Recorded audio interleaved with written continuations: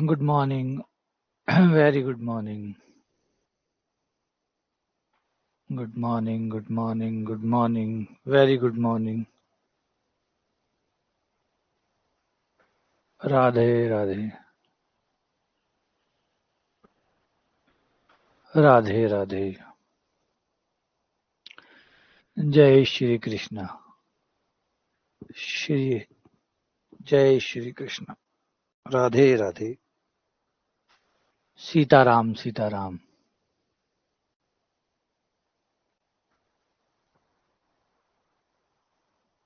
Good morning good morning good morning शुभ प्रभात सभी को शुभ प्रभात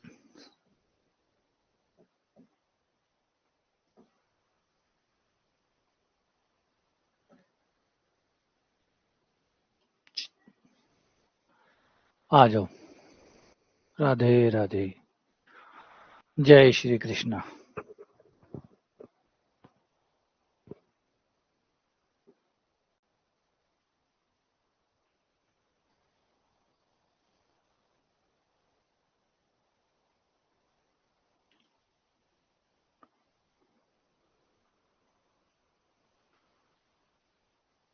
good morning good morning good morning very very good morning आ जाओ आगे सभी करें शुरू। तो हमने लास्ट क्लास ली थी न्यूमेरिकल एनालिसिस की, पहली क्लास हमारी हो चुकी है। अब हम दूसरी क्लास ले रहे हैं न्यूमेरिकल एनालिसिस, संख्यात्मक विश्लेषण। जो भी हम पढ़ रहे हैं वो संख्यात्मक विश्लेषण है। आज जो हम पढ़ेंगे वो होगा कंसेप्ट ऑफ न्यूमेरिकल एनालिसिस। जब भी कोई ब्रांच बनती है मैथमेटिक्स की, जब भी कोई ब्रांच बनती है तो उसके पीछे जरूर कोई ना कोई रीजनिंग होती है, कोई ना कोई कारण होता है, कोई ना कोई बड़ा कोज होता है, कोई ऐसी चीज होती है जिसकी वजह से वो ब्रांच पनपती है, फैलती है ना। कुछ तो ऐसा होगा। आज कोई भी सेगमेंट अगर बना है, अगर व्यापार के वर्ल्ड में देख लो, अगर मोबाइल अगर सेगमेंट बना है तो मोबाइल में कुछ ऐसी खास बातें हैं कि उसने दुनिया के लोगों की जिंदगी को आसान किया होगा, बेहतर बनाया होगा। तो कहीं ना कुछ बीच में जरूर है, कुछ ऐसा है जो सिग्निफिकेंट चीज उसने की होगी, जरूर उसने कुछ ना कुछ बदला है।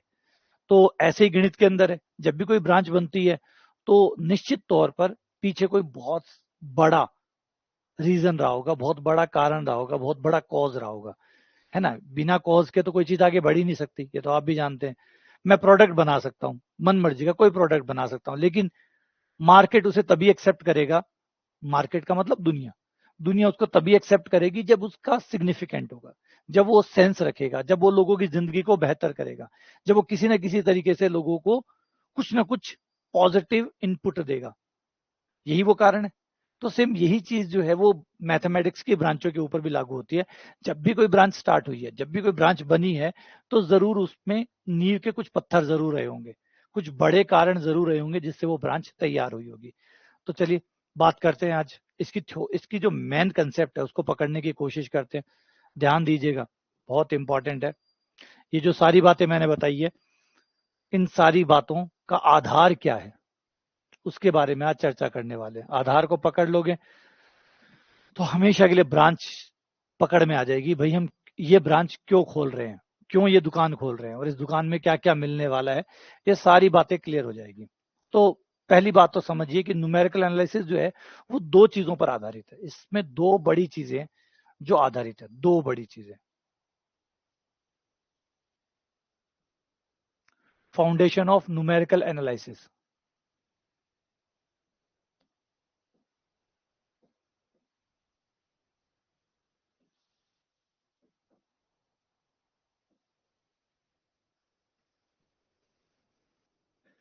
संख्यात्मक विश्लेषण का आधार। क्यों ये ब्रांच एक ब्रांच बनी और क्यों ये फली फूली,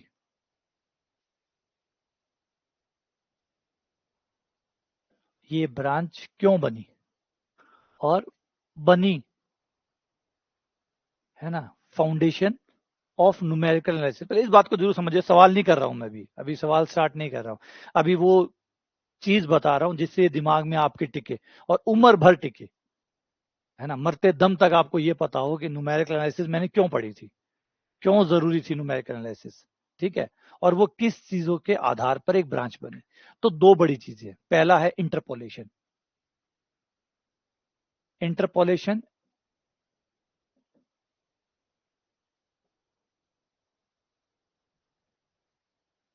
और एक्सट्रापोलेशन।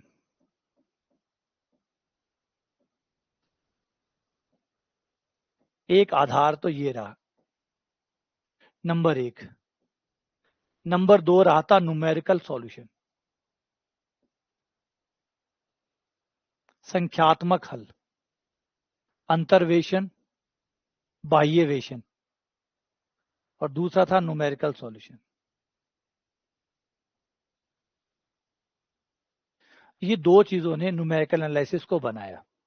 ये दो चीजें थी जिन्होंने न्यूमेरिकल एनालिसिस को बनाया।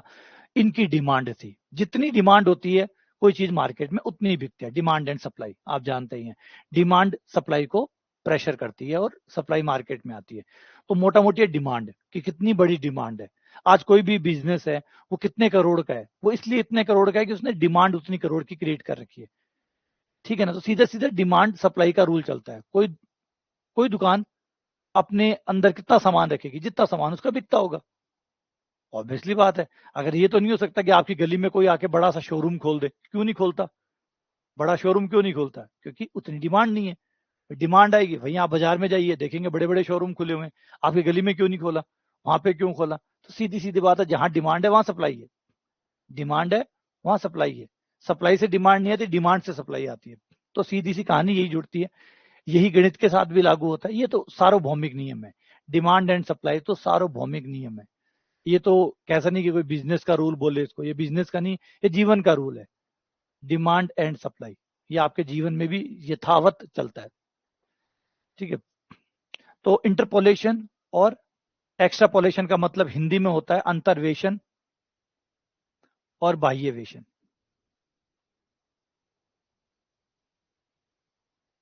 इंसान को हमेशा फ्यूचर में बड़ी उम्मीदें होती है।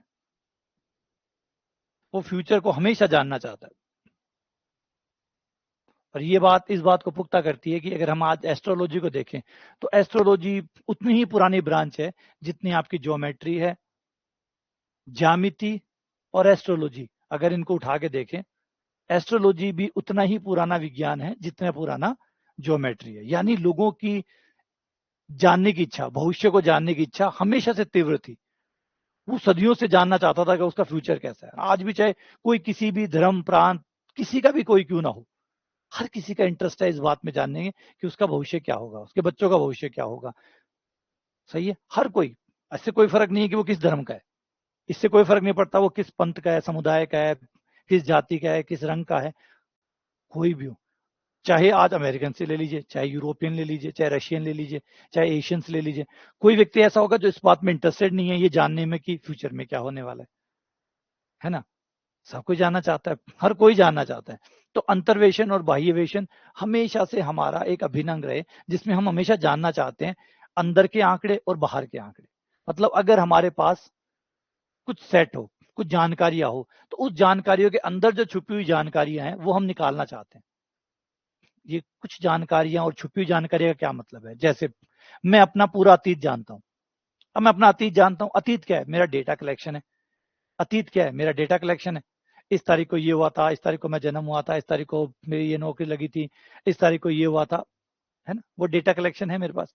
अब इस डेटा कलेक्शन को मैं यूज करके अपने फ्यूचर को प्रिडिक्ट करना चाहता हूं कि फ्यूचर में क्या हो सकता था, या फिर बीच में कुछ करेक्शन कर सकता हूं।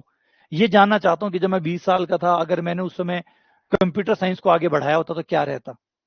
बीच में जो खालिस्तान हुआ जहां पे मैंने रास्ता अलग चुना, कई रास्ते थे, एक रास्ता चुना बाकी छोड़ दिए, अगर दूसरे रास्ते चुनता तो क्या होता? आज जीवन का क्या हिस्सा होता? आज मैं कहाँ होता? क्या इससे बेहतर होता या इससे भी बुरा होता? तो इसका मतलब बीच में जो खालिस्तान है उसको भी मैं जानना चाहता हूँ। अब वो घटित नहीं हो सकता, वो तो हो गया, लेकिन मैं जानना तो चाहूंगा कि उसका क्या परिणाम होता। अब आगे फ्यूचर में क्या हो सकता है, इसे कहते हैं अंतर्वेशन और बाह्यवेशन।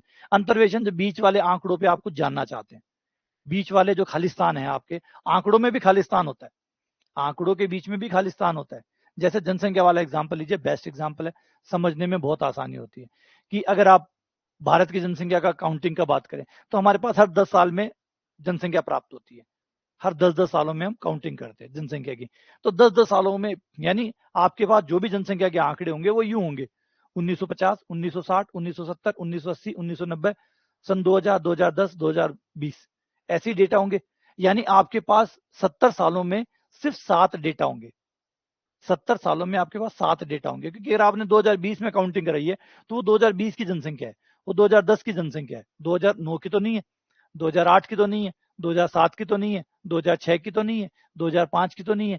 यानी 70 सालों में आपने केवल 7 डेटा कलेक्ट किए। यूं मानिए आपने 7 डेटा कलेक्ट किए, इसका मतलब 70 में से 7 घटा दीजिए, कितने? 63 साल बीच में गायब है। 63 साल बीच में गायब है। 1991 में 1992 की जनसंख्या, 93 की जनसंख्या, क्योंकि 1990 है आपके पास और फिर सीधा 2000 है। 1990 की जनसंख्या है और 2000 की जनसंख्या है। 91 गायब है, 92 गायब है, 93 गायब है, 94 गायब है, 95 गायब है, 96 गायब है। बीच में बहुत सारे 63 डेटा पॉइंट गायब है। साथ ही साथ अगर आगे की बात करें तो आगे तो पूरा ही गायब पड़ा है। आगे तो पूरा ही गायब पड़ा है। आगे वाला तो पूरा ही गायब पड़ा है। तो आपके पीछे वाले डेटा में भी जगह खाली है और आगे वाले डेटा में भी जगह खाली है। तो जो आपके पास डेटा है उसके बीच में जो जगह खाली है उस पर अगर आप कोई मान चाहते हैं तो अब तो वापस जाके तो कर नहीं सकते, या ये भी संभव नहीं है ना। कोई ये सोचे कि जनसंख्या हर साल काउंटिंग करवा लो, तो हम जानते हैं जनसंख्या हर साल काउंटिंग नहीं हो सकती, क्योंकि भारत बहुत बड़ा देश है। अब इतने बड़े देश के अंदर 140 लोगों की बार बार काउंटिंग करवाना आसान बात तो है नहीं। कोई क्लास तो है नहीं कि डेली की डेली अटेंडेंस ले ली, roll number 1, roll number 2, roll number 3, roll number 4, ये तो नहीं है। बहुत बड़ा देश है। अब जब इतना बड़ा देश है तो इस देश में काउंटिंग करवाने के लिए रिसोर्सेज भी बहुत चाहिए, पैसा भी बहुत चाहिए। ये सब कुछ बहुत ज्यादा खर्च होता है, बहुत लंबा चौड़ा पैसा खर्च होगा काउंटिंग करवाने में। तो ये, और फिर काउंटिंग से इतना फायदा भी नहीं है। भाई 10 साल में एक बार होगी, ठीक है, पता तो चल ही जाता है क्या रेट ऑफ चेंज चल रही है, कितने तेजी से जनसंख्या बढ़ रही है या घट रही है। वो पर्याप्त है। 10 साल में रोज रोज करवाने की जरूरत भी नहीं है। हम लगभग मान से काम चला सकते हैं। अगर 91 की जनसंख्या हमें चाहिए ही चाहिए। अच्छा, क्यों चाहिए 91-92 की जनसंख्या? इसलिए चाहिए कि जो सरकारी योजनाएं होती है वो उसी साल के आधार पर, जैसे बजट आया तो बजट में जो जनसंख्या के आधार पे फैसले लिए गए होंगे वो उसी साल की जनसंख्या के आधार पे फैसले लिए गए होंगे। ऐसा नहीं है कि 1998 के अंदर कोई बजट निकाल रहा है और 1990 की जनसंख्या का इस्तेमाल कर रहा है, वो तो रिलेवेंट ही नहीं है। 1990 अब 1998 चल रहा है। अब 1998 के लिए आप दोबारा काउंटिंग तो नहीं करवाएंगे कि भैया बजट पेश करना है, जाओ पहले काउंटिंग करके आओ, देश में क्या है, कितनी जनसंख्या हो गई है। नहीं करोगे ना आप 1990 वाली जनसंख्या को ही यूज करोगे। 10-10 सालों में, एक एक सालों में जैसे जनसंख्या बढ़ रही है उस गणित का इस्तेमाल करके 98 की जनसंख्या प्रिडिक्ट करोगे और फिर अपना बजट उस आधार पर तैयार करोगे। एंटीसिपेशन, प्रिडिक्शंस, इसके ऊपर आप अपना काम चलाएंगे। यानी कहने का मतलब ये हुआ कि 7 डेटा आपके पास है जो आपने मैन्युअली कलेक्ट किए और बचे हुए 63 डेटा आप गणित से कलेक्ट करवाओगे। भैया गणित वालों आओ, अब तुम आओ और तुम कमाल करके दिखाओ और मुझे इस डेटा को, जो मैं आपको 7 डेटा दे रहा हूं, इस डेटा को आप मुझे कन्वर्ट करके 91, 92, 93 जो खाली स्थान है इसका डेटा मुझे दे दो। ये होगा बीच का पार्ट। इसे अंतर्वेशन और बाह्यवेशन कहते हैं। अंतर्वेशन और बाह्यवेशन, बात समझ में आ गई? ये चीज समझ में आ रही है?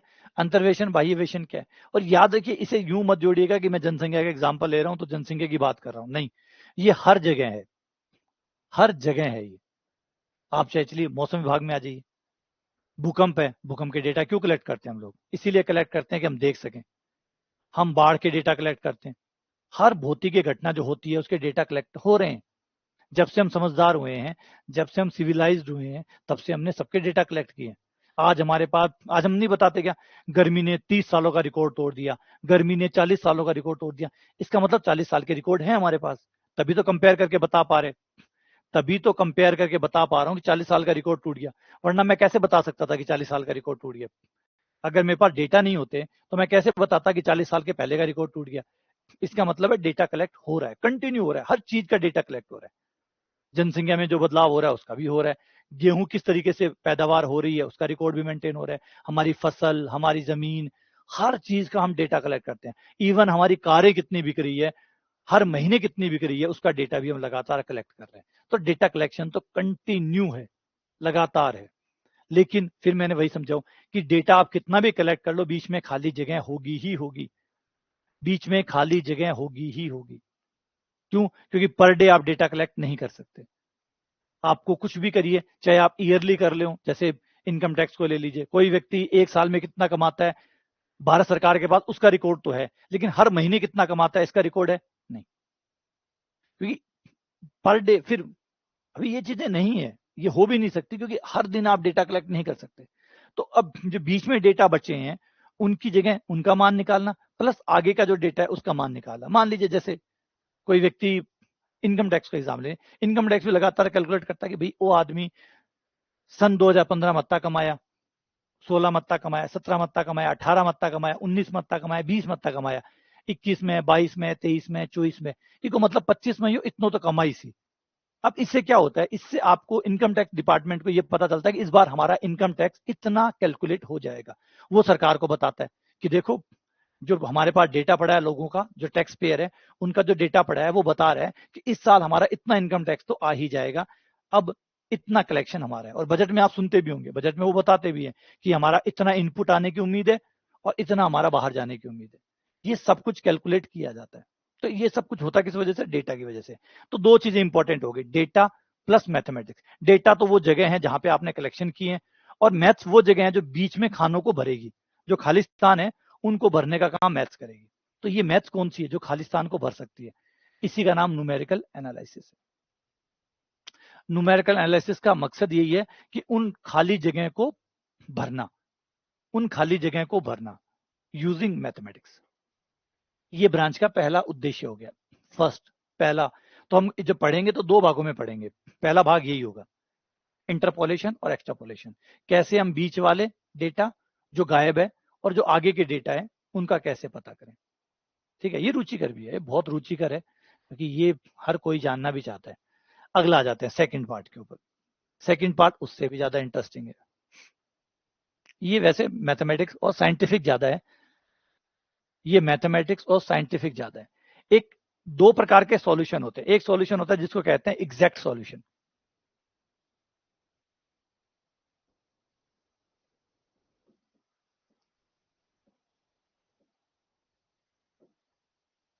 एग्जैक्ट सॉल्यूशन, एग्जैक्ट सॉल्यूशन का मतलब पूरा पूरा हल, पूरा पूरा हल।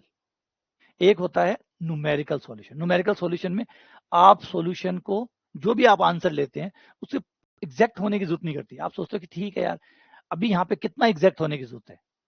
अगर कोई एक्सपेरिमेंट कर रहे हैं और आपको लगता है इस एक्सपेरिमेंट में चल जाएगा, थोड़ा बहुत गलती होगी, अगर 0.1% गलती भी होगी तो भी चल जाएगी, है ना। कई बार ऐसी जगह होती है जहां पे थोड़ा सा कॉम्प्रोमाइज किया जा सकता है यथार्थ के साथ, एग्जैक्टनेस के साथ थोड़ा सा कॉम्प्रोमाइज किया जा सकता है। आप करते ही हो, हम करते ही हैं। पाई का मान, पाई का मान कितना होता है?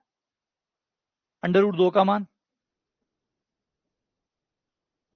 3.14। 3.14 तो पूरा सही नहीं है, 3.14 तो पूरा सही नहीं है।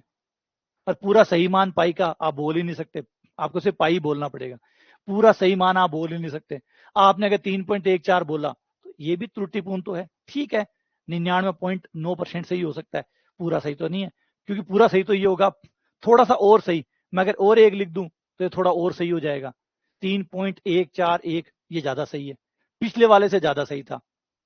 अब अगर अब और ज्यादा सही हो गया, अब और ज्यादा सही हो गया। यू समझिए, तीन पाई का मान 3.1 लिखूं, 3.1 से ज्यादा सही है 3.14, और उससे भी ज्यादा सही है 3.141, और उससे भी ज्यादा सही है 3.1415, और उससे भी ज्यादा सही है 3.14159, उससे भी ज्यादा सही है। ये ज्यादा सही क्या है?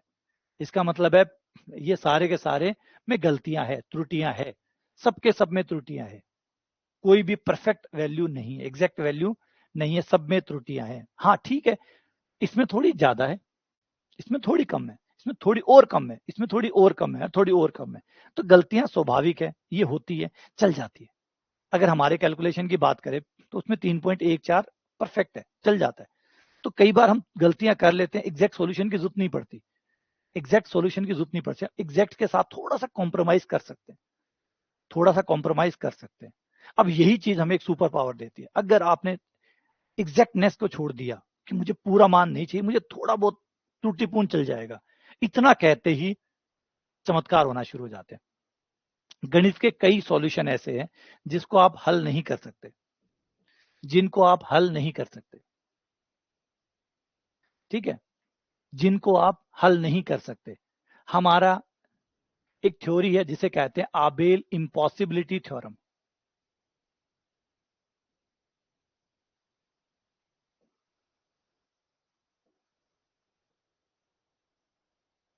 जो सबसे बड़ा बैरियर है, जो ये कहती है कि किसी भी एक घात को आप सॉल्व कर सकते हैं और पूरा एग्जैक्ट सॉल्यूशन निकाल सकते हैं, एक घात का, दो घात का, तीन घात का, चार घात का। लेकिन अगर कोई भी बहुपद पॉलिनोमियल अगर 5 पावर का है तो उसका फॉर्मूला नहीं बन सकता, उसका फॉर्मूला तैयार नहीं हो सकता। कोई भी बहुपद अगर 5 पावर या 5 पावर से बड़ा है तो उसको आप फॉर्मूला बना के सॉल्व नहीं कर सकते। जैसे द्विघात के लिए आपने श्रीधराचार्य बनाया, द्विघात के लिए आपने श्रीधराचार्य बनाया, तीन घात के लिए आपने कार्डन बनाया, चार के लिए आपने फेरारी बनाया, वैसे पांच के लिए कोई फॉर्मूला नहीं बन सकता। इवन पांच और पांच से ज्यादा फॉर्मूला नहीं बनाया जा सकता। इसका मतलब पांच घात के बहुपद को हम सॉल्व नहीं कर सकते बाय फॉर्मूला। तो इसका मतलब ये हुआ कि अब एग्जैक्ट सॉल्यूशन की बात करना बेकार है। जब फॉर्मूला ही नहीं है तो पूरा पूरा उत्तर भी नहीं आएगा। तो फिर क्या करें, हमारा जो मेन ब्रांच है जिसमें हम उम्मीद करते हैं कि परफेक्ट सॉल्यूशन आए, वो ब्रांच, वो दुकान बंद। अब हमें कुछ त्रुटि के साथ सॉल्यूशन निकालने पड़ेंगे क्योंकि ये बैरियर आ गया। फिर हमने एक नई ब्रांच खोली जिसका नाम था न्यूमेरिकल सॉल्यूशन। न्यूमेरिकल सॉल्यूशन में हम उत्तर पे पूरा उत्तर आने की उम्मीद नहीं करते, उत्तर को ज्यादा नजदीक लाने की कोशिश करते हैं, ना कि पूरा उत्तर। तो ये बन गया न्यूमेरिकल सॉल्यूशन। और जब हमने ये थोड़ा सा गैप छोड़ दिया कि भाई ठीक है, एग्जैक्ट सॉल्यूशन की मारे कोई चीज को सौगंध को खाड़ी कि माने पूरा उत्तर चाहिए, मैं चला लेशा, थोड़ा सा गलती के सागे भी चला लेशा, छोटी मोटी गलती हुए तो चला लेशा। तो हमने एक ब्रांच और खोल दी जिसका नाम है न्यूमेरिकल सॉल्यूशन। और इसने फिर कमाल कर दिया, इसने मैथ्स के बहुत सारे बैरियर खत्म कर दिए, क्योंकि अब हमें एग्जैक्ट सॉल्यूशन चाहिए नहीं। तो हमारा आबेल थ्योरम क्या बिगाड़ सकती है? आबेल थ्योरम ये तो कहेगी फॉर्मूला नहीं लगेगा, एग्जैक्ट सॉल्यूशन नहीं आएगा, मत आओ भाड़ में जाओ, एग्जैक्ट मान एग्जैक्ट चाहिए को नहीं। मान तो बहुत त्रुटियारो चाल जैसी, गलतियारो भी चाल जैसी, थोड़ी बहुत गलती तो उसी चला लेशा। तो इस ब्रांच को कहा न्यूमेरिकल सॉल्यूशन, और इसने हमें इसने बढ़िया बढ़िया चीजें दी जो कमाल थी। अब इसकी सहायता से हमने बहुत सारी चीजें सॉल्व करनी सीख ली, बहुत सारे समीकरण जो पहले हमसे नहीं सॉल्व होते थे, क्योंकि हम पीछे पड़े थे एग्जैक्ट सॉल्यूशन के। ये हमारी सदियां, ये कम से कम इसका बहुत लंबा इतिहास है एग्जैक्ट सॉल्यूशन का। जब तक न्यूमेरिकल नहीं आई थी तब तक हम एग्जैक्ट सॉल्यूशन के चक्रों में बहुत साल उलझे, बहुत सदियां खराब की हमने, बहुत सदियां हमने खराब की है। रामानुजन ने भी अपनी जिंदगी के 8 से 10 साल एग्जैक्ट सॉल्यूशन निकालने के चक्कर में खराब की थी। उन्होंने भी पांच घात के समीकरण को सॉल्व करने की कोशिश की थी जो वो नहीं कर पाए, और कर भी नहीं पाते। अगर वो आगे 10 साल और भी रहते तो भी नहीं कर पाते, क्योंकि उन्हें नहीं पता था कि आबेल ने पहले ही अपनी एक इम्पॉसिबिलिटी थ्योरम बना दी है जो ये कहती है कि इसका एग्जैक्ट सॉल्यूशन हो ही नहीं सकता। तो फिर वो बात खत्म हो जाती है। तो अगर वो टाइम लगाते तो बर्बाद ही जाता, और भी आगे करते, वो फॉर्मूला बनाने की कोशिश कर रहे थे और फॉर्मूला बन नहीं सकता था, क्योंकि उस समय कनेक्टिविटी नहीं थी इंटरनेट की कि भैया जो है रामानुजन है वो नेट पे चेक कर लेते कि अच्छा आबेल ने प्रूफ कर ही दिया तो अब मैं इसमें कुछ कर ही नहीं सकता। तो ये उस समय था नहीं, तो हर कोई अपने अपने काम में लगा पड़ा था और हो सकता थी नहीं, तो टाइम तो बर्बाद हुआ ही था। तो बहुत सदियां बर्बाद हुई है इस बात में कि फॉर्मूले बनाए जाए, जो कि फिर खत्म हो गई कि कोई फॉर्मूले नहीं बन सकते। अब इससे बाहर निकलो, इससे बाहर निकलो। और एक चीज ये भी थी, गलत थी, गलत ये था, अगर आप फॉर्मूले बनाते जाएंगे तो भी ये कोई अंतहीन सिलसिला शुरू कर दिया आपने। दो घात के लिए श्रीधराचार्य, तीन घात के लिए कार्डन, चार घात के लिए फेरारी, चलो मान लो बन जाता, मान लीजिए बन जाता, पांच घात के लिए रामू सूत्र, छह घात के लिए श्यामू सूत्र, सात घात के लिए मोहन सूत्र, आठ घात के लिए विनोद सूत्र, 10 घात के लिए विजय सूत्र। यार सोचो, 10 घात तक आपके 10 नाम के सूत्र हो जाते हैं। 11 घात का, 12 घात का, 13 घात का, 14 घात का, 15 घात का, 16 घात का सूत्र, 17 घात का सूत्र, वो कोई अंत है? वो तो अंतहीन सिलसिलो है। अगर बन भी अच्छी बात है, भगवान खुद ही रोक दियो, बढ़िया काम करो, भगवान भी समझदार है, बोला ये गेल सप्पा है, यही चलता रहेगा। तो भगवान ही धूम कर दियो बकवास, टाइम खराब करो इनमें, कि और ढूंढो, कुछ ऐसा ढूंढो जो व्यापक हो। व्यापक मतलब इस बात से कोई फर्क ना पड़े कि 4 घात है, 5 घात है, 3 घात है, 8 घात है, 12 घात है, 50 घात है, 51 घात है, 100 घात है, सब पे एक ही तरीका काम करे। तो हमने नए तरीके निकाल लिए और बल्ले बल्ले हो गई। फिर हमने थोड़ा सा कॉम्प्रोमाइज किया एग्जैक्ट सॉल्यूशन पर। हमने कहा कि भाई हमारे एग्जैक्ट की कोई जरूरत को नहीं, हमारा थोड़ा बहुत गलती आ रहा सॉल्यूशन भी चाल जैसी, और इसके साथ हमारी एक और चीज शुरू हो गई जिसका नाम था न्यूमेरिकल एनालिसिस। खाली छोटी सी सोच, खाली छोटी सी सोच। अरे करते ही डे बाय डे पर ही करते हैं यार, डे बाय डे पर ही करते हैं। आज हम दुकानों में जाते हैं, खासकर बड़े शॉपिंग मॉल में जाते हैं, तो वो बताते हैं आप अपने सामान लो, सामान लेने के बाद में जब आपका बिल आता है तो ये आता है 117.72 पैसे, है ना, क्योंकि वो तो पैसे टू पैसे कैलकुलेट करते हैं। उनका बिल आता है 117 रुपए 72 पैसे आता है। अब कोई आदमी अट जाओ तो क्या, नहीं मैं तो 72 पैसा दे रही हूँ, मैं कौन जाऊं, जब तक ये 72 पैसा नहीं चुकाऊं थाने, मैं कौन जाऊं। दुकान और क्या, मैं 72 पैसा छोड़ूंगा नहीं। दुकान और क्या, ए 72 पैसा मैं तेरे से ले रही हूँ। ग्राहक क्या, तू ले के रही, मैं देख के जाशू वरना मैं बैठी हूँ। तो सोचो 72 पैसे कभी होने नहीं है, क्योंकि सरकार ही बंद कर चुकी, सरकार ही बंद कर चुकी पैसे। अब वो 72 पैसे वो चुका कौन सके, वो दे कौन सके। तो दोनों एग्जैक्ट सॉल्यूशन के चक्कर में बैठे रहो, चाहे दुकान चाहे खुली रहो, ए पीछा तो ए 72 पैसा तो आ चुका ना काल चुका। तो बेहतर ये है कि हम इसे 72 पैसे को छोड़कर दुनिया को आगे बढ़ने दें। या तो दुकानदार 72 पैसे छोड़ दे, या ग्राहक 72 पैसे छोड़ दे। मतलब ठीक है भाई, मैं कौन दूं, दुकानदार क्या तू रेंट दे, कोई बात कर, तू तेरे घर आ जा, 117 चुका जा। तो एग्जैक्ट सॉल्यूशन तो हम जीवन में उतारते भी नहीं है, एग्जैक्ट सॉल्यूशन तो हम जीवन में भी नहीं उतारते, हमारा चल जाता है। भाई कुछ जगह ऐसी है जहां पे थोड़ी शुद्धता ज्यादा चाहिए। हमारा दैनिक जीवन में तो दशमलव के दो स्थान ही बहुत है। अगर हमारे दैनिक जीवन को देखें तो दैनिक जीवन में तो हमारे दशमलव के दो स्थान भी परफेक्ट है, चल जाता है हमारा काम, है ना। अगर हम साइंस की तरफ जाएं और साइंस में भी अलग अलग ब्रांचेस में जाएं तो पता लगता है कि यार 3 दशमलव, कहीं पे 3 दशमलव भी बढ़िया है, कहीं में कहीं नहीं 3 नहीं चलेगा, 4 चाहिए, 5 चाहिए। अगर आप हम उस पे जाते हैं, नाभिकीय भौतिकी पे जाते हैं, तो हमें थोड़ा सा ज्यादा और ज्यादा एग्जैक्ट सोल और ज्यादा दशमलव के स्थान तक आगे बढ़ने की जरूरत है। तो कोई बात नहीं, न्यूमेरिकल सॉल्यूशन चिंता मत करो, आपको दशमलव के जिस स्थान तक जाना है उस स्थान तक ले जाएगा। वो बहुत बढ़िया है, वो कमाल कर सी अभी थान दिखासी कि दशमलव के जिस स्थान तक आप जाना चाहो आप जा सकते हो। दशमलव के जिस स्थान तक आप जाना चाहो आप जा सकते हो। आपको एक तरीका दे दूंगा, उसको घुमाते रहना, जितना घुमाओगे दशमलव के उतने स्थानों तक आप बेहतर होते जाओगे। तो जहां तक आपको चाहिए दशमलव का आंसर वहां तक आप ले जा सकते हो, ये भी आपको सुविधा यहां से दी जाएगी।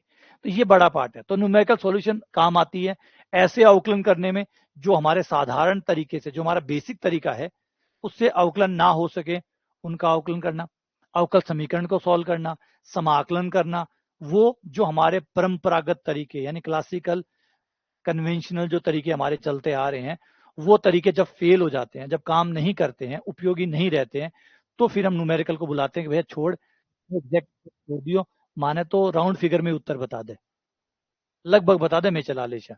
तो फिर न्यूमेरिकल एनालिसिस एक्टिव हो जाती है और न्यूमेरिकल सॉल्यूशन। तो इस ब्रांच जब आप किताब खोलते हो तो किताब में आप पढ़ते हैं numerical solution of ordinary differential equation, मतलब अवकल समीकरण का संख्यात्मक हल, समाकलन का संख्यात्मक हल, अवकलन का संख्यात्मक हल, बीजीय अबीजीय समीकरण का संख्यात्मक हल, सबके आगे लिखा होगा संख्यात्मक हल। संख्यात्मक हल का मतलब है अब आपने एग्जैक्ट सॉल्यूशन वाला पूछ उड़ो छोड़ दियो और थे अब ये बात के लिए एग्री हो गया कि ठीक है थोड़ा बहुत कम ज्यादा में सरा ले, उत्तर तो आवे, कम से कम उत्तर तो आवे, उत्तर पे इंपॉर्टेंस है ना कि एग्जैक्ट लाइन टू लाइन।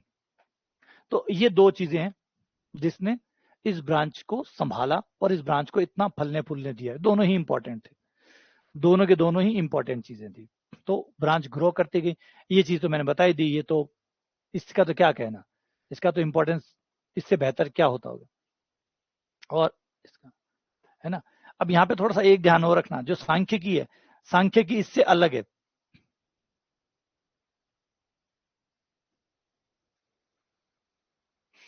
इसमें और सांख्यिकी में फर्क है।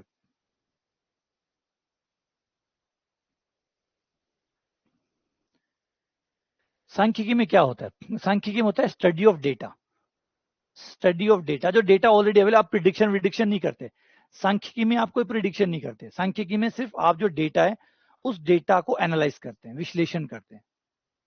आप अंदर जो छुपे हुए डेटा है वो निकालने की कोशिश नहीं करते, अज्ञात नए डेटा बनाने की कोशिश नहीं करते, नए डेटा नहीं बनाते आप। दोनों में फर्क है, न्यूमेरिकल एनालिसिस में और सांख्यिकी में। सांख्यिकी क्या करता है, आपने रन बताए, पहले ओवर में इतने आए, दूसरे ओवर में इतने आए, तीसरे ओवर में इतने आए। किसी T20 मैच में आपने 20 ओवर के रन बताए, तो मैं आपको एवरेज बता दूंगा कितना एवरेज है। मैं ये नहीं बताऊंगा कि बीच में कोई ओवर खाली है, उसका डेटा नहीं है तो मैं बता सकूं। सांख्यिकी डेटा नहीं बताती। सांख्यिकी जो डेटा आपके पास होता है उसका अध्ययन करती है, उसका अध्ययन नहीं करती है, कुछ नया प्रिडिक्शन नहीं करती, कुछ खालिस्तान नहीं भरती। ठीक है ना, ये ब्रांच में और उसमें ये फर्क ध्यान रखिएगा। जिसमें माध्य होता है, माध्य, ये माध्य माध्यिका नहीं निकालेगी, ये ना माध्य का निकालेगी, ना माध्यिका निकालेगी, ना बहुलक निकालेगी, ना माध्य विचलन निकालेगी। ये डेटा को स्टडी नहीं करेगी, एक्चुअली ये डेटा को पूरा करेगी, डेटा में जो खाली स्थान है उनको भरेगी। इसका काम ये है। ठीक है ना।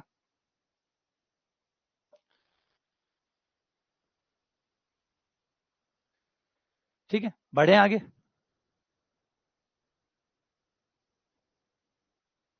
अभी गलती को भी आपको समझ में आ जाएगा। आप जिसको गलतियां समझ रहे हैं वो गलतियां नहीं है, गलतियां जो समझ रहे हैं वो गलतियां नहीं है। गणित वाले लोग ऐसे बेवकूफ नहीं होते। हमने थोड़ा सा कॉम्प्रोमाइज किया है, हल्का सा कॉम्प्रोमाइज किया है, और कॉम्प्रोमाइज भी हमने इतने अच्छे तरीके से किया है कि अगर कोई आदमी, मान लो कोई कहे मुझे पूरा उत्तर चाहिए, तो ले भाई, पूरा भी मिल जैसी, पूरा भी मिल जैसी, चिंता ना करो। बस एक प्रोसेस होगा जो भी बताया जाएगा, जिसको हम इटरेशन कहते हैं, पुनरावृत्ति कहते हैं। बार बार दोहराते जाओ, आपका उत्तर और अच्छा और अच्छा और अच्छा, बहुत अच्छा, बहुत बहुत अच्छा होता जाएगा। जितनी बार आप रिपीट करोगे आपका उत्तर उतना अच्छा होता जाएगा। ये प्रोसेस बना के दे देंगे, तो इसका मतलब हमने कोई बहुत बड़ा दाव नहीं खेला कि बहुत बड़ा कॉम्प्रोमाइज कर लिया। ऐसा कोई बहुत बड़ा कॉम्प्रोमाइज नहीं किया। जैसे ये 72 पैसे छोड़ के ओके बहुत बड़ा कॉम्प्रोमाइज कर दियो। अगर इसने 72 पैसे दुकानदार ने छोड़ दिए तो कौन सी दुकान बंद हो जाएगी, और 72 पैसे इस ग्राहक ने छोड़ दिए तो कौन सा ये गरीब हो जाएगा, कल से ये गरीबों की लिस्ट में आने लग जाएगा, बीपीएल में आ जाएगा, इसका बीपीएल कार्ड बन जाएगा। ऐसा तो नहीं होगा। या इस 72 पैसे से छोड़ने से कल दुकान खुलेगी नहीं, दुकान बंद। तो जो कॉम्प्रोमाइज कर रहे हैं वो कोई बहुत बड़े कॉम्प्रोमाइज नहीं कर रहे हैं, बहुत छोटे कॉम्प्रोमाइज कर रहे हैं।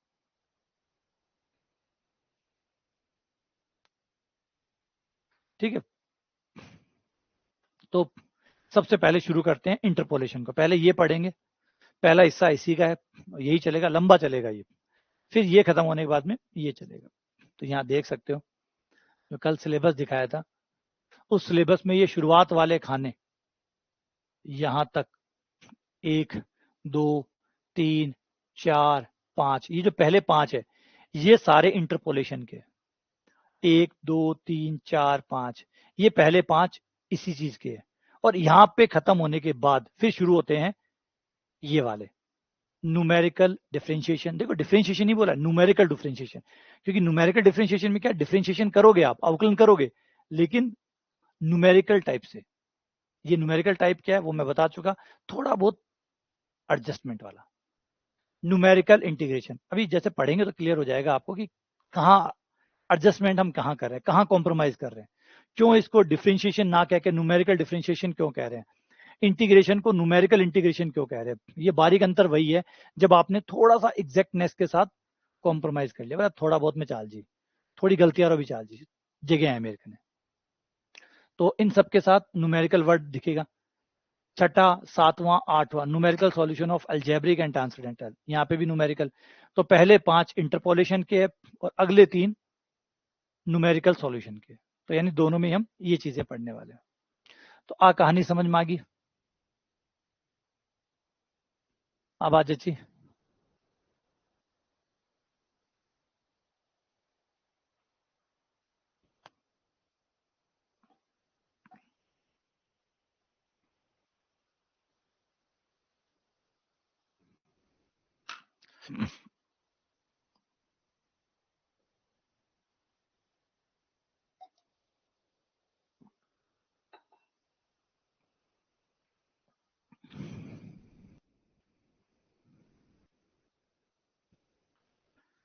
देखो, हाँ थोड़ा सा इसके बारे में भी मैं एक्सप्लोर कर देता हूँ कि न्यूमेरिकल सॉल्यूशन आप जहाँ पे एग्जैक्ट सॉल्यूशन निकालते हैं वहां न्यूमेरिकल सॉल्यूशन भी निकाल सकते हैं।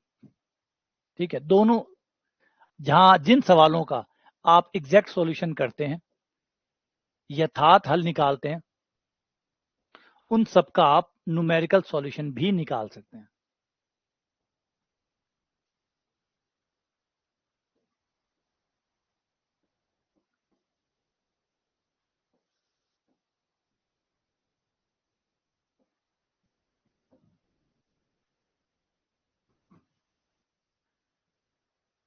है ना, न्यूमेरिकल सॉल्यूशन भी हम निकाल सकते हैं, लेकिन अच्छा न्यूमेरिकल एनालिसिस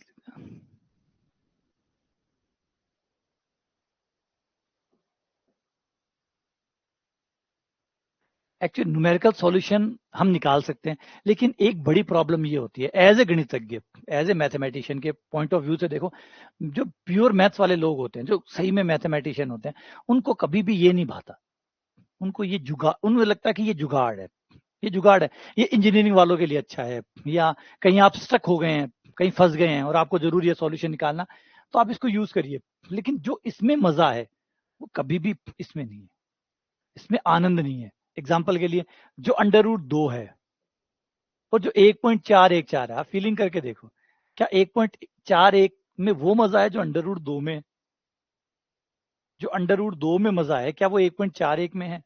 तो आपको लगेगा नहीं यार, स्वाद को नहीं है, स्वाद को नहीं है ना। 1/3 में जो मजा है क्या वो मजा इसमें है 0.33 में? तो खुद ही फील करो, थे भी गणित का टाबर हो, है ना, थारो दिमाग भी गणित की तरह ही बने है, सोचो स्वाद आयो, आ रहे हो स्वाद को नहीं आ रहे ना, ना यार मज्जो को नहीं आया। 1/3 तो 1/3 ही है, और 0.33 में वो मज्जो को नहीं, काम चाल जी, काम चाल जी, लेकिन जो 1/3 को आनंद है वो 1/3 में ही है, वो 0.33 में को नहीं, और जो अंडर रूट 2 में आनंद है वो 1.41 में को नहीं। फील कर रहे हो? तो थी फील कर पा रहे हो तो सोचो जो गणितज्ञ है, जो मैथमेटिशियन है, बिन तो ये फील होना ही होना है, थानी जब फील हो रही है, क्योंकि थे तो अभी शुरुआत करी हो कैरियर की, तो थे सोचो जिका आदमी उम्र भर मैथ्स में बिताई है बां के लिए, तो वही बात है जो एग्जैक्ट सॉल्यूशन है। हाँ, तो जो एग्जैक्ट सॉल्यूशन को मजो है वो अपनी जगह है, तो एक ही जगह कौन ले सका, ठीक है, जुगाड़ जुगाड़ वे काम काडू चीज है, काम जठे आपा स्टक हो जाए, ब्रांच बनाई आपा, आपा ही बनाई है, कोई अलग से कौन बनाई। तो जब कभी भी हमें स्टक हो जाएंगे, हमारा प्रयास ये तो हमेशा ही रहेगा, क्योंकि इसमें जो आनंद है, जो सच्चाई है, जो वास्तविकता है, वो इसमें कभी नहीं हो सकती, ये कभी, ये पूर्ण परिपूर्ण है, ये अधूरा है, ये अधूरा है, तो अधूरा ही रहता है। अब चाहे वो 99.00 हो, 999 हो, 10 बार नो हो और 50 बार नो हो, तो आप समझ सकते हैं दोनों बातों में फर्क है ना, 100% में, और चाहे मैं 99 के पीछे कितने ही नो लगा दूं, ये कभी भी उतना आनंद नहीं देगा जितना 100% देता है। चाहे कितने 99 किसी बच्चे के 99.999 नंबर आए हो, एक बच्चे के 100 में से 100 आए हो, फर्क समझ में आता है। तो वही फर्क जो है वो हमेशा अपनी जगह रहता है। तो एग्जैक्ट सॉल्यूशन के लिए हम कभी भी जगह नहीं छोड़ेंगे, हमारा प्रयास होता रहा है, करते रहेंगे, और सदियों तक हमारा काम चलता है, हमारा काम ना रुके, इसके लिए हमने एक वैकल्पिक तरीका बना दिया न्यूमेरिकल सॉल्यूशन, कि भैया आप जल्दी में हो, आप जल्दी में हो, गाड़ी छूट रही है, बस छूट रही है, ट्रेन छूट रही है, रुको, ये वाला निकाल लो थोड़े दिन, हम हमारा काम करें, जिस दिन एग्जैक्ट सॉल्यूशन निकल जाएगा आपको फोन कर देंगे। लेकिन हमने ये प्रयास बंद नहीं किया है, ये भी कंटिन्यू रनिंग में है। ठीक है,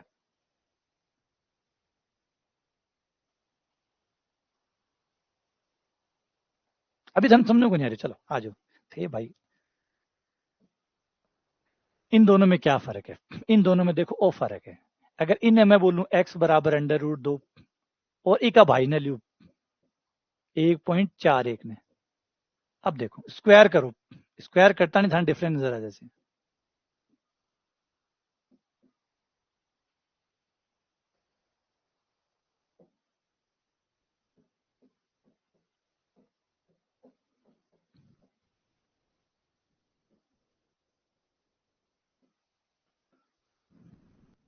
आ देखो, अब समझ में आयो, आ कमी एक जगह कौन चाले, फिर आ कमी हर जगह ही चाले, आ कौन सोचो कि एक जगह कमी होगी तो बस ठीक है, ठहटी तो ये बेटा, आ कमी फिर आगे चाल सी, आगे भी चाल सी आ फिर सदियों सदियों तक चाल सी आ कमी, समझ रहे हो बात है, आ ध्यान रखो, फिर पाछा 2 को नहीं आवे, अब 1.41 ले लियो ना एक बार, अब पाछा 2 को नहीं आना, फिर चाहे वो अकेता ही रहो 2 को वर्गमूल है, पाछा 2 को नहीं आना, क्योंकि बाद जो गलती चाल गई ना, वह गलती फिर चाल ही गई, तो फिर सदियां सदियां तक वह यही चालती रही, पर आप गलती ही को नहीं, तो गलती का दिया ही को नहीं, तो सही सॉल्यूशन को फर्क तो पड़ा, जो सही है फिर आगे भी वो हमेशा पूरा ही सही रहेगा। जो पूरा सही है फिर वो आगे भी पूरा सही रहेगा, और जो त्रुटिपूर्ण है फिर वो आगे भी त्रुटि को आगे बढ़ाता ही चला जाएगा। अब थे सोचो एक्स क्यूब बराबर 8 आ जावे, इनमें को नहीं आवे, को नहीं आना, फिर वो यही चला सी थाने, वो हमेशा ही आ कमी थाने खलती रहसी, आ गढ़ती रहसी थारे।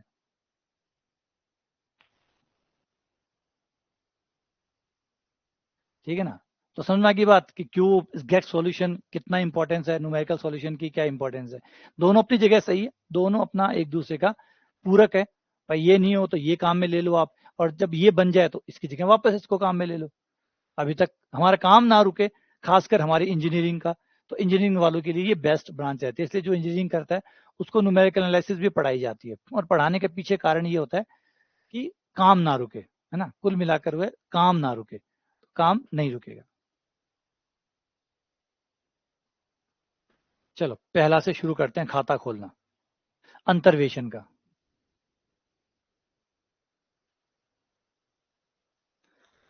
अंतर्वेशन का खाता शुरू करते हैं।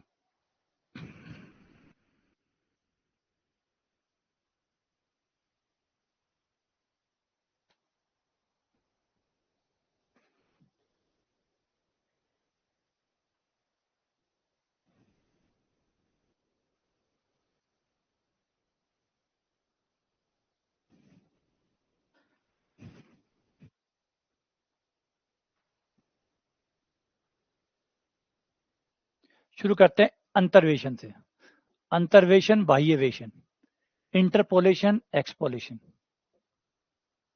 अंतर्वेशन ही बोल देता हूँ, एक ही वर्ड, दो दो वर्ड लिखने में टाइम लगेगा। देखो चीजों को यूं मत देखा करो, चीजों को थोड़ा देखने का तरीका चेंज करो। हर चीज में एक अलग बात है, एक अच्छी चीज भी है और उसमें बुरी चीज भी है। हर चीज में कुछ कमियां होती है, कुछ अच्छी चीजें होती है। आप सिर्फ ये बात नहीं कर सकते मुझे परफेक्ट चीज चाहिए जिसमें कोई कमी ना हो, ऐसा नहीं हो सकता। लिमिट है, कुछ कमियां भी है, ऑब्वियसली बात है, हर कंसेप्ट में होती है। हर कंसेप्ट में कुछ अच्छी बातें भी है, कुछ बुरी बातें भी है। पूंजीवाद, सोशलिज्म, कम्युनिज्म, कोई ऐसी विचारधारा है, डेमोक्रेसी, कोई ऐसा तंत्र है जिसमें आप ये कह दो कि ये तंत्र परफेक्ट है, बस इसको अपना लो, जीवन झिंगा लाला, है ना, लाइफ झिंगा लाला। आपको वो देश भी दिख जाएंगे जो कैपिटलिज्म पे चलते हैं, बटे भी लोग बाहर घाल रहे हैं। थाने बे देश भी है कम्युनिज्म पर चाल रहे हैं, बटे बे लोग कोई बाहर घाल रहे।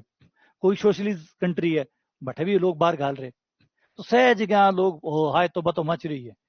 क्यों? क्योंकि हर सिस्टम में कुछ बेहतर है तो कुछ बुरा भी है। ठीक है ना, ओवरऑल कुछ लिमिट है तो लिमिट का अपना एक अंदाज है, लिमिट का अपना एक सेंस है, एग्जैक्ट सॉल्यूशन का अपना एक मजा है।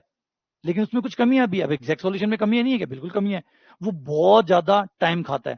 एग्जैक्ट सॉल्यूशन निकालना आसान नहीं है, बहुत लंबा सदियां निकल जाती है। अभी तक अगर हम बात करें मानव सभ्यता को 2000 सालों में उठाएं तो 2000 सालों में हमने सिर्फ 4 घात के समीकरण सॉल्व करने सीखे। तो फिर जबकि बहुपदों की बात हो रही है, ये बहुपदों से बाहर भी अनंत समीकरण है, उनको तो आज तक हमें हल करना ही नहीं आता। बहुपदों से बाहर भी बहुत समीकरण है, बहुपदों से बाहर भी समीकरण है, वो अभी हमें हल करनी आता। अगर मैं कहूं कि इस समीकरण को हल करके बताओ, e की power x plus sine x बराबर 2, और बताओ इसको कैसे सॉल्व करोगे, x का मान निकाल के बताओ, या कोई फॉर्मूला बता दो। चलो x का मान ना बताओ, वो फॉर्मूला बता दो जिससे x का मान आ जाएगा, वो फॉर्मूला बता दो जिससे x का मान आ जाएगा। कोई फॉर्मूला ही नहीं है इसके लिए।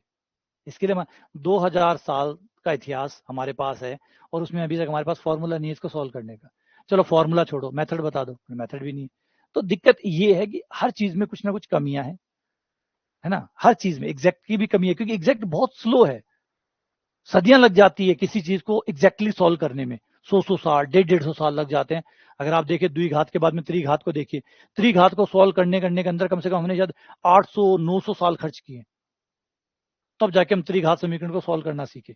तो एग्जैक्ट सॉल्यूशन के लिए हम 1000 साल वेट नहीं कर सकते। इसलिए जरूरी है कि कोई और आए, कम से कम हमारा काम तो चलता रहे, काम ना रुके।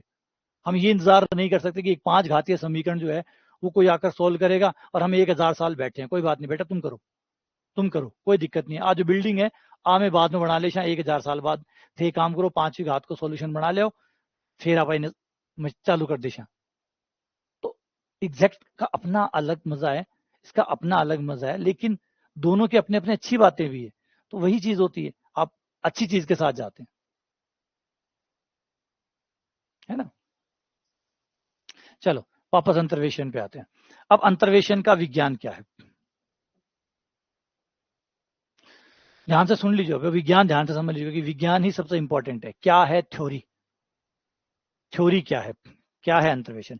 अंतर्वेशन में सीधी सी बात है, पहली बात तो अंतर्वेशन के लिए जो आपके पास डेटा है, जो डेटा मतलब जानकारियां हैं, जो भी जानकारियां, पहले मुझे वो बताओ। एक चीज इससे पहले, अंतर्वेशन से पहले मैं एक साइंस के बहुत बड़े इंपॉर्टेंट फैक्ट के बारे में बात कर लेता हूं।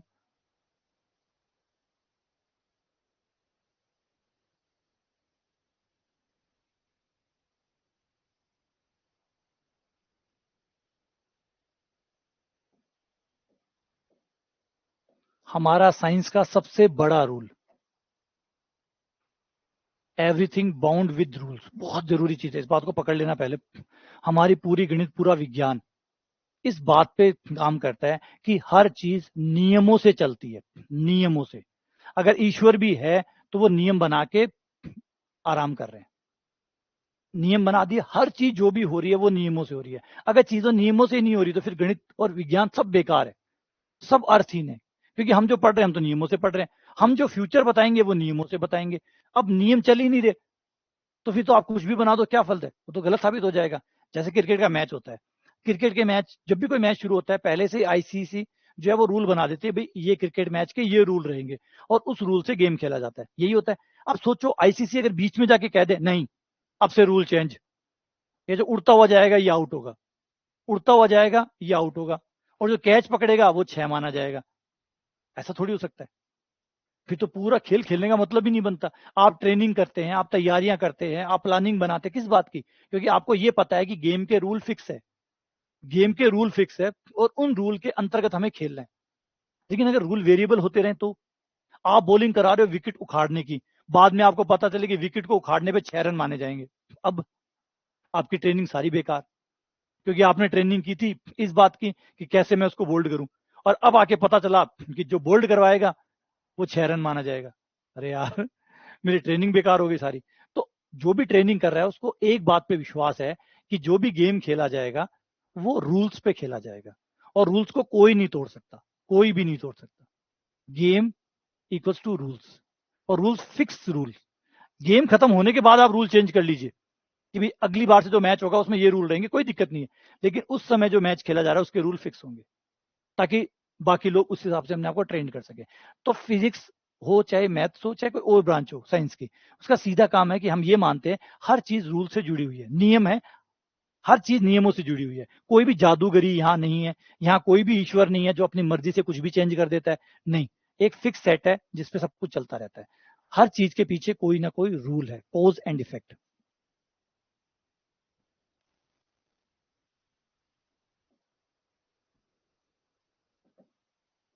कॉज एंड इफेक्ट, ये कॉज एंड इफेक्ट का मतलब हर चीज के पीछे कारण है, और कारण फिक्स है, वो चेंज नहीं होता। मैंने आ तार को मैंने पकड़ा, मुझे करंट आया, तो अगर मैं कल 2 दिन बाद तार को पकड़ूंगा तो भी करंट आएगा, 4 दिन बाद पकड़ूंगा तो भी करंट आएगा, ये चेंज नहीं होगा, ये पूरे लेवल पे कभी चेंज नहीं होगा। ये इंपॉर्टेंट चीज है साइंस में, यही एक इंपॉर्टेंट चीज है। नहीं तो अगर रूल चेंज होते रहते तो सोचो साइंस खत्म हो जाता, साइंस टिक ही नहीं पाता। आज आप दवाइयां बनाते हो, पैरासीटामोल बनाई या कोई दवाई बनाई, आज कोई पुरानी दवाई है तो उसका ट्रायल 100 साल पहले हुए होंगे, 100 साल पहले ट्रायल होंगे, आज भी वो दवाई काम कर रही है।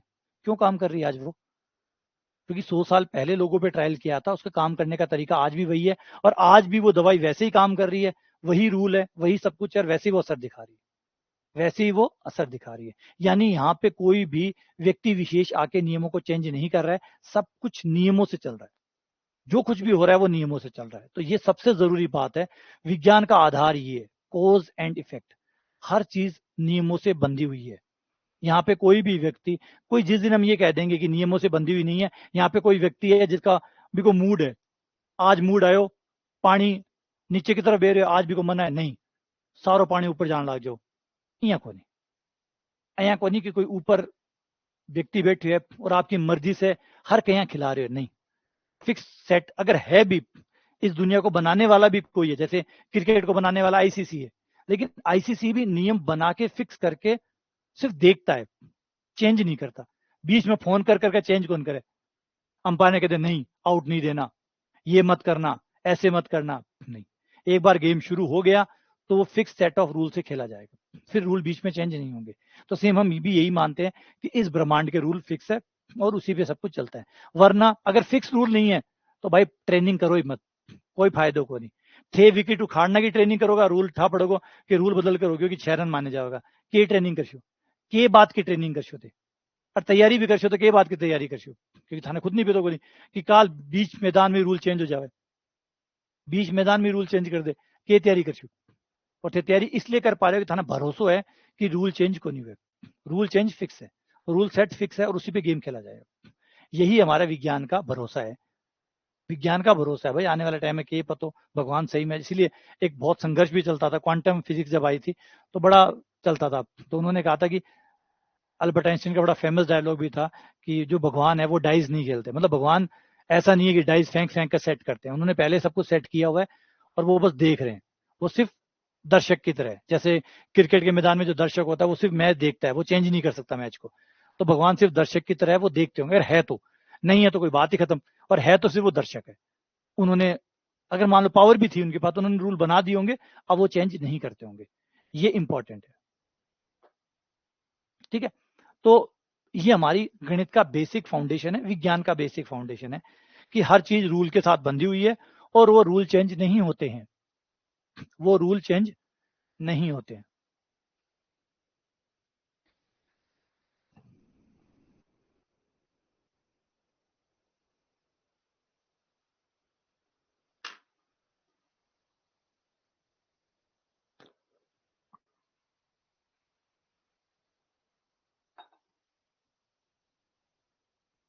वही तो सबसे बड़ी टेंशन है, आई तो चिंता का विषय है। जिस तरीके से गणित अपने आप को कैलिबर कर रही है, जिस तरीके से गणित अपने आप को दिखा रही है, ये दिखाती है इसका मतलब दुनिया के रूल सेट है। और भाई जब रूल सेट है तो इको मतलब है कि कल हम गणित में इतने बेहतर भी हो जाएंगे कि आप बता पाएंगे कि अमित जी का फ्यूचर क्या है। और आप फ्यूचर बता पा रहे हैं तो फिर अमित जी चाहे क्यों ही कर लो, वो तो फिट है, वो पहले ही सेट है। फिर इसका मतलब इसी को तो कल मैं जो आपको बता रहा था, पहला लेक्चर जो हमारा हुआ था इसी बात के लिए हुआ था कि फ्री विल है या नहीं है। गणित का बढ़ना, विज्ञान का बढ़ना कहीं ना कहीं इस बात की गारंटी क्रिएट करता है कि दुनिया फिक्स है, क्योंकि गणित फिक्स रूल पे चलती है, विज्ञान फिक्स रूल पे चलता है।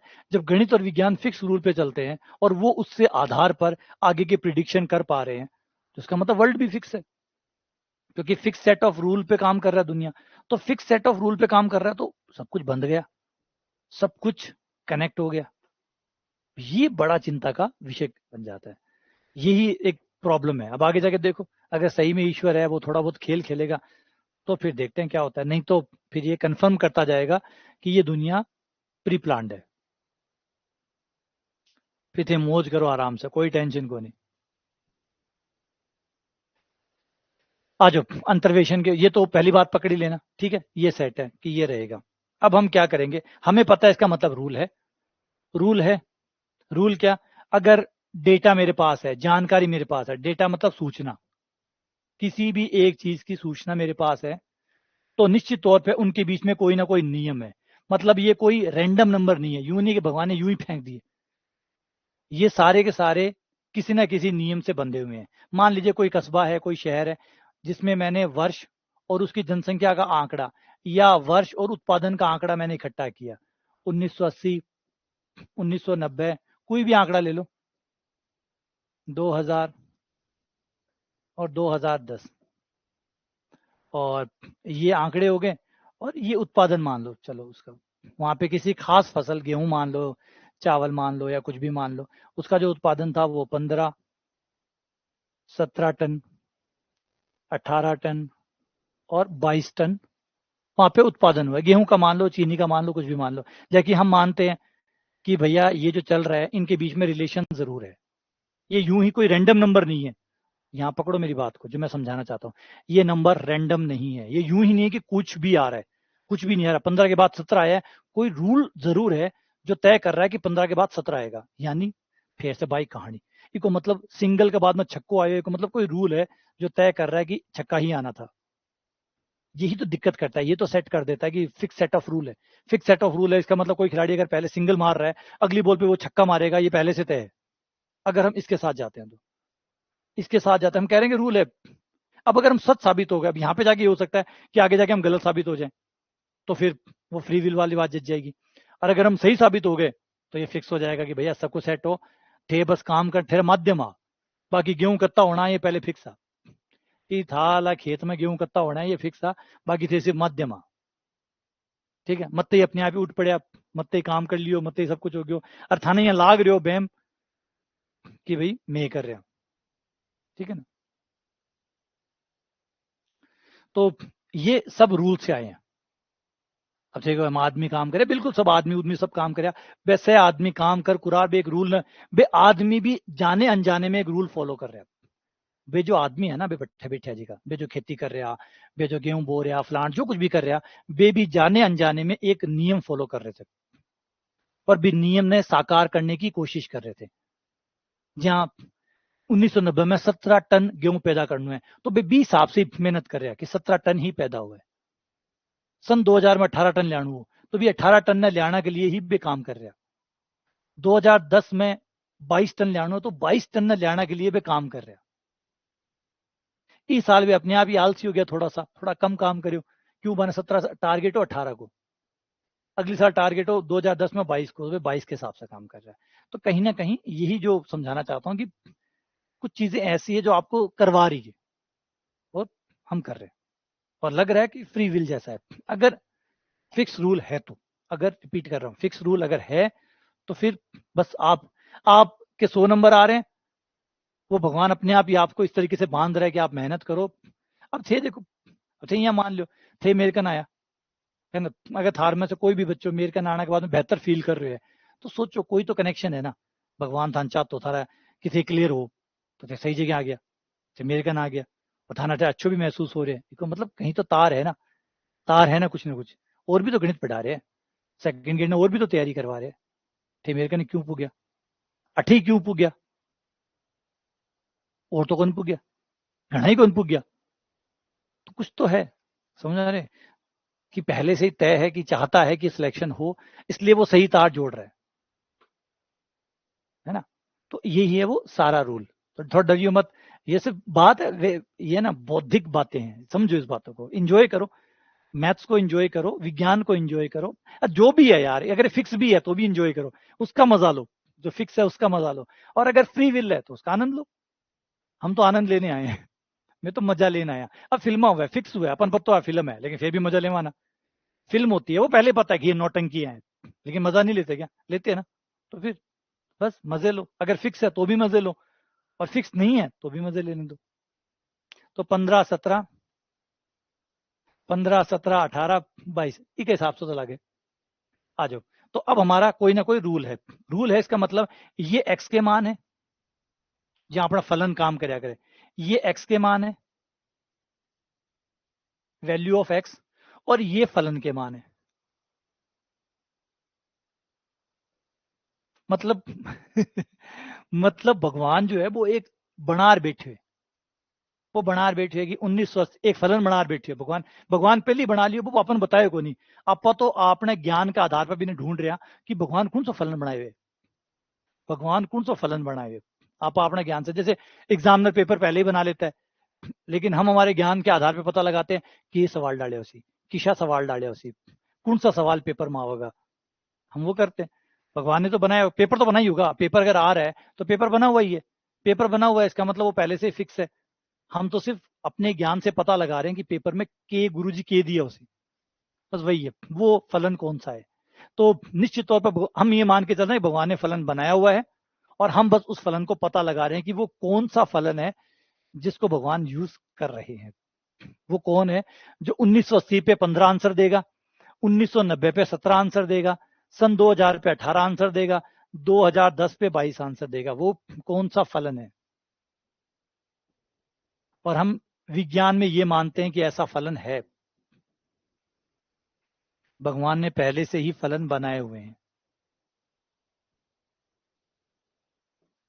जब उसमें आप 2000 डालोगे तो 18 आंसर आएगा, 2010 डालोगे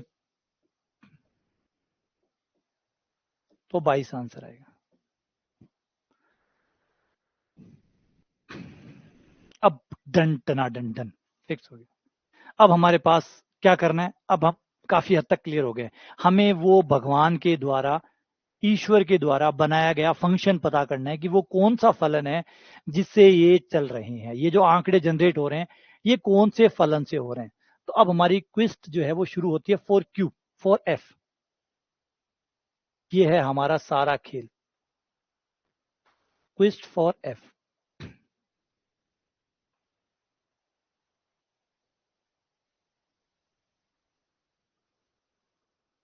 है ना, लगा लेते हैं। तो वही बात है, मैं ये तो कहना गणित विज्ञान है, एंजॉय करो, इन्हें मजो लो, इन्हें यहाँ स्ट्रेस लेने जरूरत को नहीं।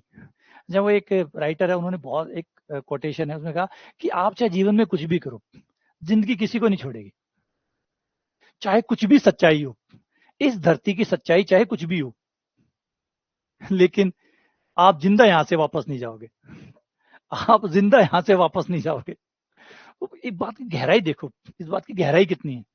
आप आईएएस बन जाओ, प्रधानमंत्री बन जाओ, राष्ट्रपति बन जाओ, क्यों बन जाओ थे, मर के जाओगा तू, जीवता कौन जा सको थे। मुकेश अंबानी बन जाओ थे, बिल गेट्स बन जाओ, अठू तो जीवता कौन जा सको। समझ रहे हो बात में। थारा परिवार कितना अच्छो हो, थारा लोग कितना अच्छा हो थे, कितना ही जिम करता हो, कितना ही मेडिटेशन करता हो, कुछ भी कर लियो थे, जानू था ना मर के ही हटे। खड़ा खड़ा कौन जाओ, सीधा ही जाशो, लेट कर ही जाशो।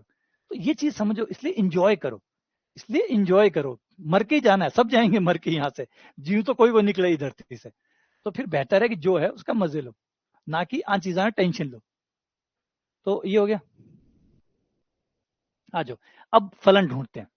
लेकिन थोड़ा सा यहाँ पे अब चीजों को, अब बात तो समझ में आ गई ना, सार समझ में आ गयो, कहानी समझ में आ गई। अगर एक बार फलन पकड़ में आ गयो तो सो क्यों पकड़ में आ गयो।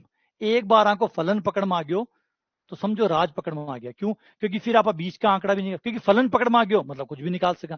सोचो आपको फलन पता चल जाए, मान लो एफ एक्स बराबर ये फलन, इसका नहीं बना रहा हूं, मान लो कि आपका फलन ये है, इन्हें थोड़ा ठीक कर देंगे ताकि पकड़ पावा। एक सिंपल फलन बना दो, मान लो या भगवान ईशा फलन बनाओ को नहीं, कलडाई फलन बनावे ताकि आप जल्दी से पहुंच ना सका। मान लेते हैं भगवान ने ये फलन बनाया ना, मान लेते हैं सिंपल वाला फलन बनाया।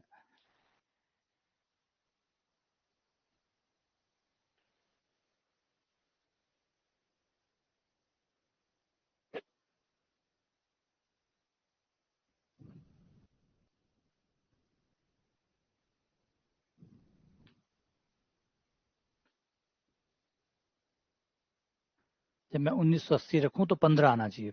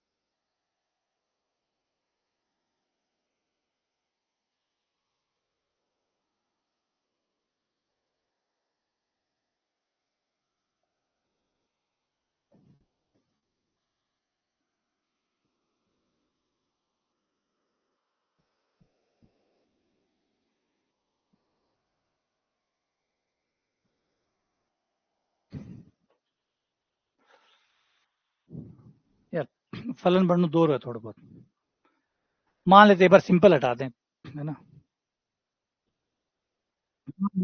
ये फलन है एक्स स्क्वायर प्लस वन फलन है। तो अगर एक बार आपको फलन पता लग गया तो आपको आगे पीछे दाएं बाएं सारे मान पता लग जाएंगे। अब इसमें एक्स का मान 1 रखो, 2 रखो, 3 रखो, 4 रखो, अब वो सारे मान भी पता चल जाएंगे जो बीच में गायब थे, और वो भी पता लग जाएंगे जो आगे आने वाले थे। बीच वाले भी पता लग जाएंगे, आगे वाले भी पता लग जाएंगे। अब आपको सारे मान पता लग जाएंगे क्योंकि आपने वो चाबी पकड़ ली। अब चाबी पकड़ में आ गई तो यूं समझो सब कुछ पकड़ में आ गया। आपको फलन पकड़ में आ गया ना, वो नियम पकड़ में आ गया जिससे सब कुछ हो रहा है, जिससे जो सारे आंकड़े आ रहे हैं, इसको जो जनरेट कर रहा है वो फंक्शन ही पकड़ लिया आपने। अगर वो फलन पकड़ लिया तो आपने वो सब कुछ पकड़ लिया कि जो आगे भी होने वाला है, क्योंकि भगवान उसी, और हम क्या मान रहे हैं कि भगवान फिक्स रूल सेट बना के चले जाते हैं, फिर चेंज नहीं करते।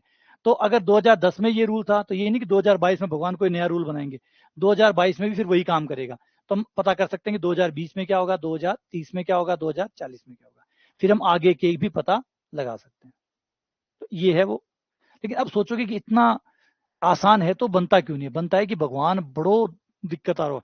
भगवान के अगर छोटे छोटे फैक्टर्स इतने सारे ऐड कर देता है, इतने सारे छोटे छोटे फैक्टर्स ऐड करता है कि वो सारे फैक्टर्स को पकड़ पाना बहुत मुश्किल है। हर अब देखो, आपकी फसल को देखो, आपकी फसल में कोई एक फैक्टर काम नहीं करता, वो जो व्यक्ति काम कर रहा है उसकी मेहनत भी काम करती है, कितना पानी आ रहा है उसके भी काम करते हैं, उसकी जमीन जो है उसकी मिट्टी कैसी है। तो छोटी छोटी छोटी छोटी छोटे छोटे बहुत सारे कारक है, वो सब मिलकर 15 बना रहे, वो मिलकर 15 बना रहे। तो वो सारी चीजें जब तक आप अपने समीकरण में नहीं डालोगे तब तक आपको आंसर नहीं मिलेगा, है ना। इसे ऐसे समझो, एक पासा है, आपने एक पासा फेंका, 5 आया, अब दोबारा पासे को फेंक कर 5 निकाल के दिखाओ, दोबारा पासे को फेंक के 5 निकाल के दिखाओ।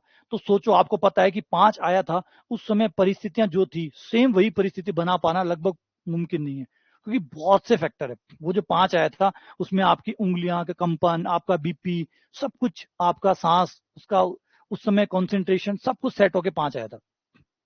अब एग्जैक्ट वापस 5 लाना आसान होगा क्या? नहीं, क्योंकि इतने सारे फैक्टर्स है। एक भी अगर 19-20 हो गया तो 5 से 6 आ जाएगा, एक भी। तो इतने सारे फैक्टर भगवान ने बना के रख दिए ताकि जल्दी से मेरे फंक्शन तक, भगवान ने रूल तो फिक्स कर दिए लेकिन फैक्टर्स बढ़ा दिए, इतने फैक्टर डाल दिए ताकि आप जल्दी से रूल पे ना पहुंच सके। भगवान भी दिमाग कर रहे हैं, भगवान भी, मतलब इसलिए कहा जाता है, इसलिए एक जो मैथमेटिशियन थे उन्होंने कहा था कि भगवान जो है वो एक उच्च दर्जे का गणितज्ञ है, उच्च दर्जे का। उसे पता था कि रूल तो फिक्स रखूंगा ताकि लोग मेहनत कर सके, काम कर सके, रूल तो फिक्स रखूंगा परंतु फैक्टर्स ऐड कर दूंगा, इतने सारे फैक्टर ऐड कर दूंगा कि उनको पकड़ पाना आसान ना हो। ठीक है, तो ये क्लियर हो गया। क्वेस्ट फॉर फंक्शन, एफ को पता करने की जगदोजहद चलेगी, और हमें पता है एफ इतना आसान नहीं होगा, लेकिन हम यहाँ पे सारी चीजों को इग्नोर करेंगे, एक बार बेसिक पढ़ेंगे। जब आप रिसर्च में जाएंगे तो वहां पे तो सब चीजें ऐड होती जाएंगी, लेकिन फिलहाल हम हमारे हिसाब से बात करेंगे, तो हम एक छोटा सा फंक्शन बनाने की कोशिश करेंगे जिसमें ज्यादा चीजें ऐड नहीं करेंगे। ये एक्स का मान है, ये एफ एक्स का मान है, ढूंढेंगे कि कैसे एक्स को एफ एक्स से बनाए, बल्कि ये ढूंढे बिना कि जमीन कैसी है, पानी कैसी है, मिट्टी कैसी है, ये कैसी है, वो कैसी है, हम उस पर बात नहीं करेंगे। हम सीधा एक्स को इनको पकड़ेंगे और इन्हीं से ही फॉर्मूला बनाने की कोशिश करेंगे। ठीक है, अब इसमें दो प्रकार के आंकड़े जो हमारे पास होंगे वो दो प्रकार के होंगे। एक वो आंकड़े होंगे जिनके बीच में गैप फिक्स है, देखो 10 10 10 फिक्स गैप है, समान अंतर है, समान अंतर। जब आपके दिए गए आंकड़े यानी एक्स के मान में अंतर समान हो, एक तो वो सवाल, एक वो इसके विपरीत जिनमें अंतर एक जैसा ना हो, असमान अंतर हो। मतलब पहले एक्स के मान दूसरे एक्स के मान के बीच का अंतर, एक्स के मान का अंतर चेंज होता रहे, जैसे 1980 आ गया, फिर 1981 आ गया, फिर 85 आ गया, फिर 87 आ गया, फिर 93 आ गया। कोई भी एक्स के मान जो है वो कोई फिक्स अंतर पे नहीं चल रहे। तो दो प्रकार के क्वेश्चन, दो प्रकार के इंटरपोलेशन हम पढ़ेंगे, एक तो समान अंतर और एक असमान अंतर। असमान अंतर वालों को अलग तरीके से डील करना पड़ेगा, समान अंतर वालों को अलग तरीके से डील करना पड़ेगा। तो ये समान अंतर वाले ऑब्वियसली बात है, थोड़े कम से कम एक्स का हेडेक तो खत्म होगा कि एक्स में तो फिक्स गैप है। असमान अंतर वाले में एक्स की भी टेंशन लेनी पड़ेगी क्योंकि एक्स में भी गैप बराबर नहीं है, कभी ज्यादा कभी कम, कभी ज्यादा कभी कम, है ना।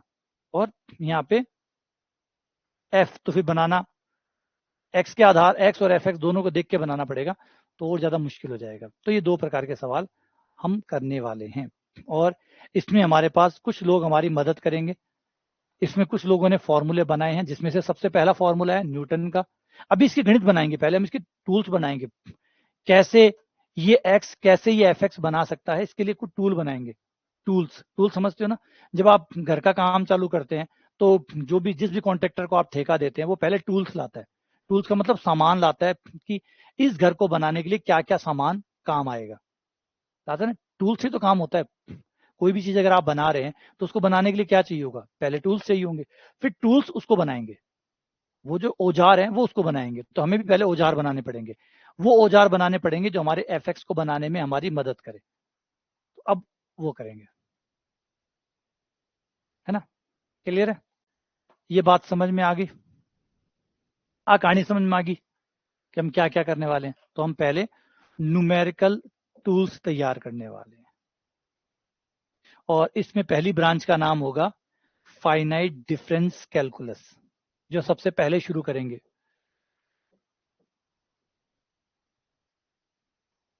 सबसे पहला जो टॉपिक स्टार्ट करेंगे वो होगा फाइनाइट, मतलब निश्चित अंतर, फाइनाइट डिफरेंस कैलकुलस।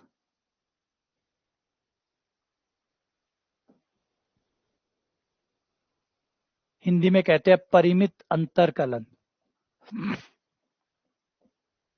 अंतर परिमित होगा, फिक्स होगा, वही बना रहेगा, परिमित अंतर कलन। और कलन का मतलब होता है मापना, मापना है ना। कलन का मतलब सिर्फ अवकलन समाकलन नहीं होता। कलन का यहाँ पे जो शाब्दिक अर्थ है वो है गणना करना, मात्रा का पता लगाना, ज्ञात करना। कलन शब्द वैसे शुरुआत जहां से आई है उससे गणना करना, मात्रा निकालना, मान निकालना।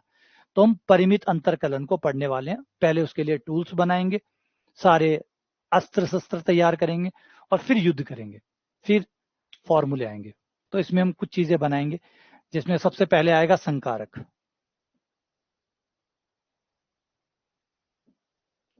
सबसे पहले हमारे पास आएंगे ऑपरेटर्स, संकारक, जिसमें हमारे होंगे कुछ संकारक ई, आई, ई, डेल्टा, नेबला, डी।